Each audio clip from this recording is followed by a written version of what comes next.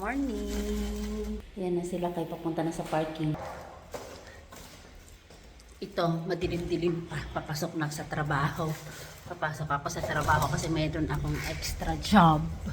Sa umaga, halaka umulan. Shucks. Ang yung mga ano ko, hindi namin natakpan. Look guys.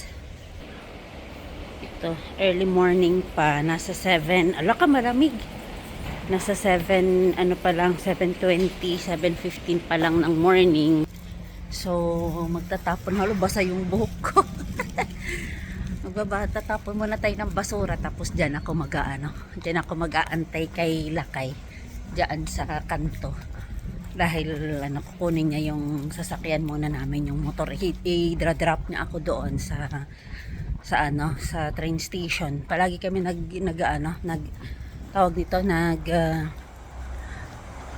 nagsasabay sa umaga dahil yan ang extra job ko. So dito nga tayo sa baso, punong-puno. Oh my goodness. At yun, dito tayo. Ayan. So ayan, mag-aantay lang ako dito kay Lakay na andun pa sa parking. Andito na, ayan na. Andyan na siya. Yak, chap, chap.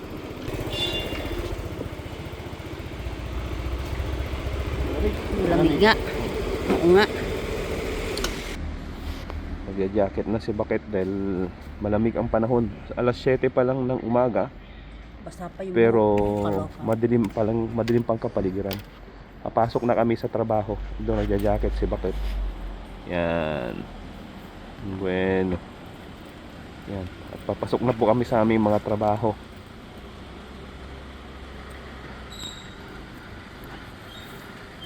Yan, magkakasko na siya. Dahil bawal dito ng walang helmet. O huli kami ng police, 300 euro din ang multa.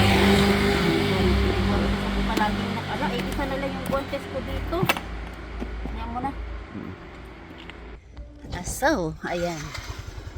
Merong ako dito guys kasi yung yung malamig, yung leeg. Pero no-protectionan ko yung aking leeg para walang dahil kagabi naramdaman ko ako. Aray ko. Ako kagabi, nag-ubo-ubo. Nakaramdam ako kagabi. So, same way tayo ngayon guys kahapon na dinaanan. Sarap magbiyahe pag umaga, walang gaanong traffic pa.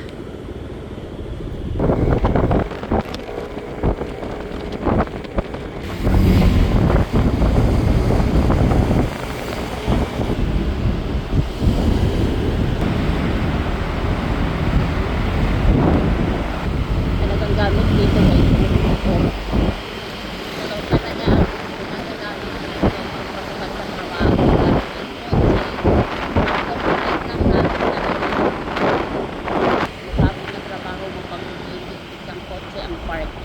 So ang motor kasi free. So yun ang transpo dito ng mga karamihan ng mga namamagtrabaho.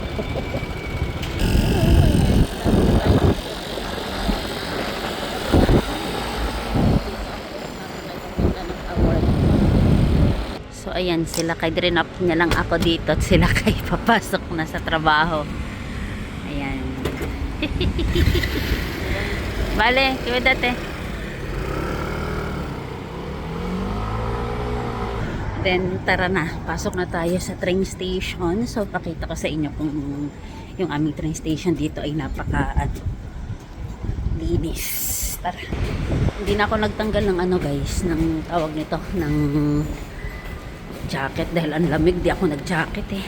So ayan, ito yun guys, ang aming ticket dito. So kahit wala kang dalang pera, ayan, then itatap mo lang siya. Itatap mo lang yon. Itatap mo lang siya, then pasok ka na. So ito good for 1 month ko ito.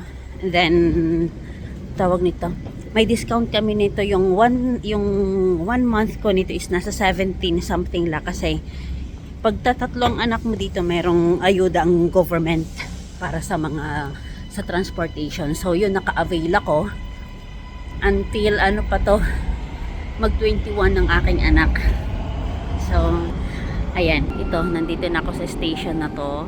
Ayan, ang dami ng tao. So, waiting tayo sa ating train na darating. Tan! Ayan na guys. Itong ating sasakyan ngayon. Sa rin ada mo. Via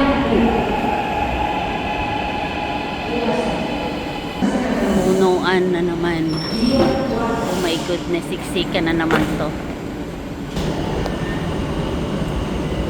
Thanks na tayo guys.